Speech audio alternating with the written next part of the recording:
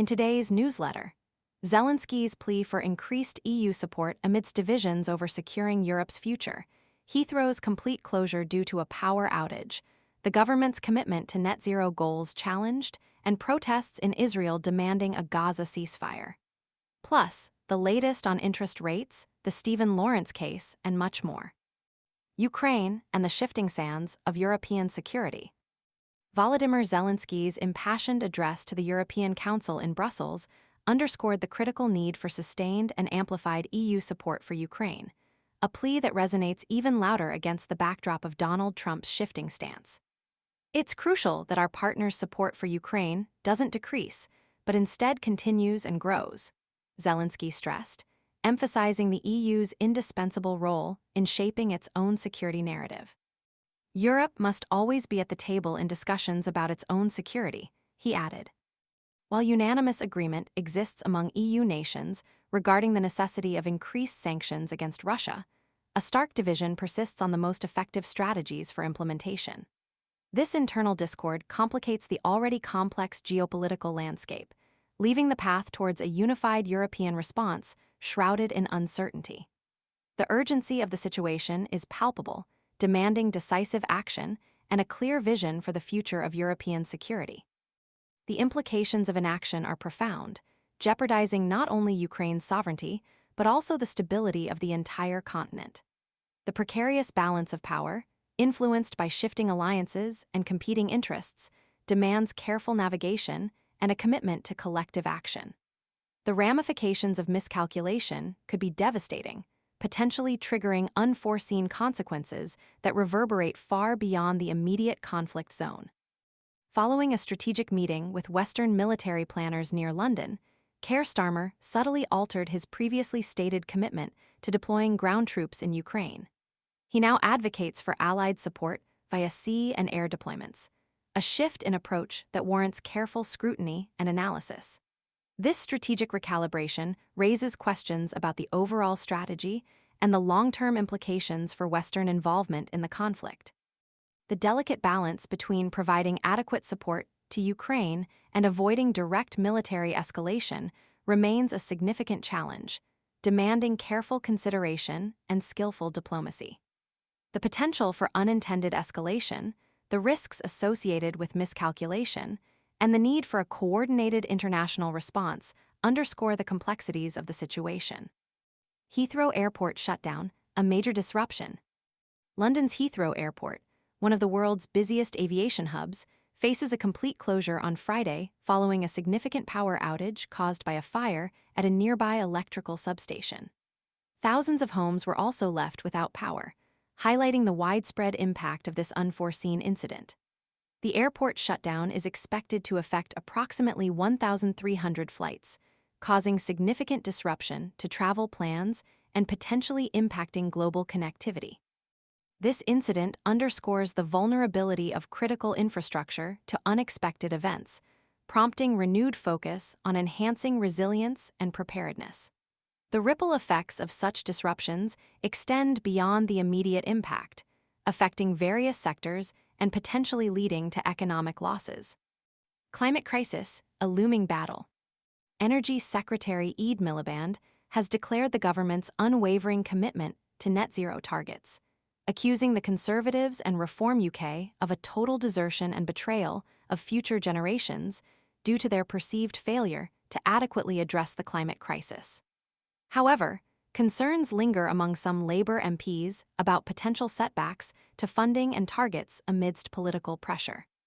The ongoing debate highlights the deep-seated divisions surrounding climate policy and the urgent need for collaborative action to mitigate the escalating environmental challenges.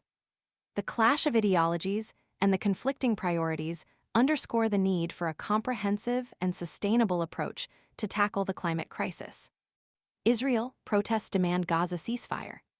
Tens of thousands of Israelis have taken to the streets, demanding a ceasefire in Gaza and protesting against what they perceive as an assault on democracy by Benjamin Netanyahu's right-wing government.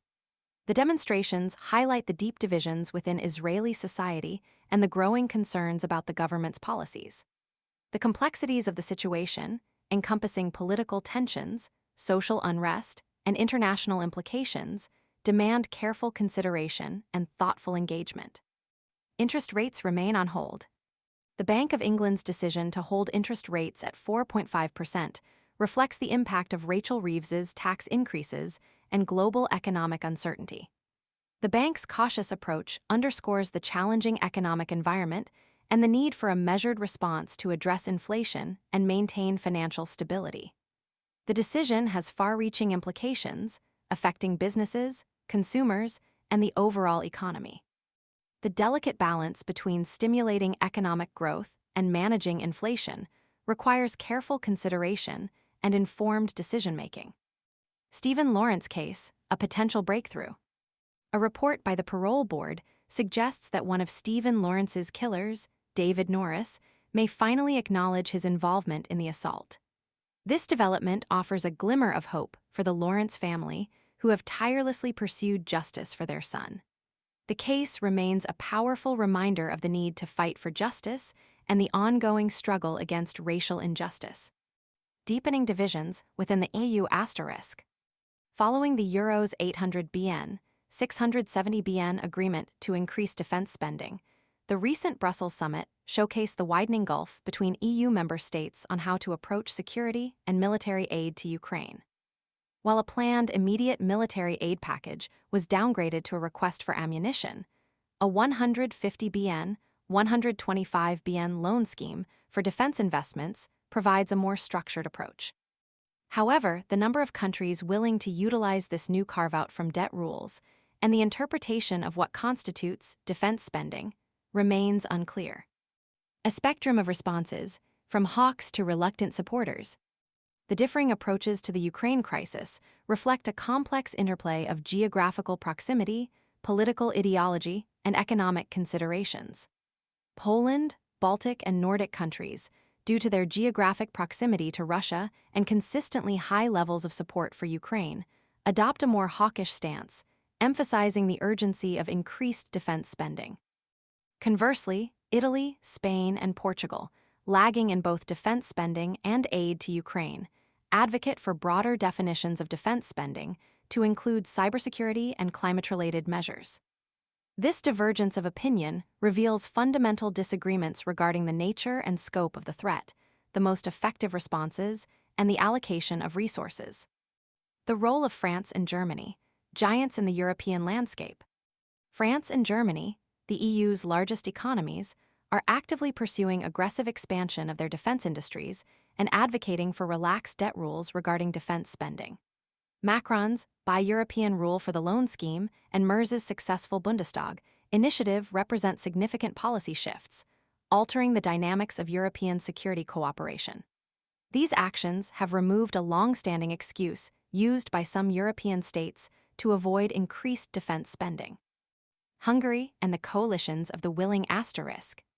Hungary, under Viktor Orban's leadership, stands apart, its opposition to increased European defense spending forcing other member states to consider forming coalitions of the willing. This reflects the growing fragmentation within the EU and the challenges of achieving consensus on crucial security matters. The UK and Canada, near European allies. The UK and Canada, working with Nordic nations, France, and Germany, are exploring a gradual transfer of security responsibility from the US, aiming for a managed transition over the next 5-10 years. This reflects a broader shift in the transatlantic security landscape. Cultural Corner, reviews, recommendations, and reflections. Keira Knightley's career resurgence, analyzed through a ranking of her best film performances, an in-depth look at the lasting impact of COVID-19 on the British state.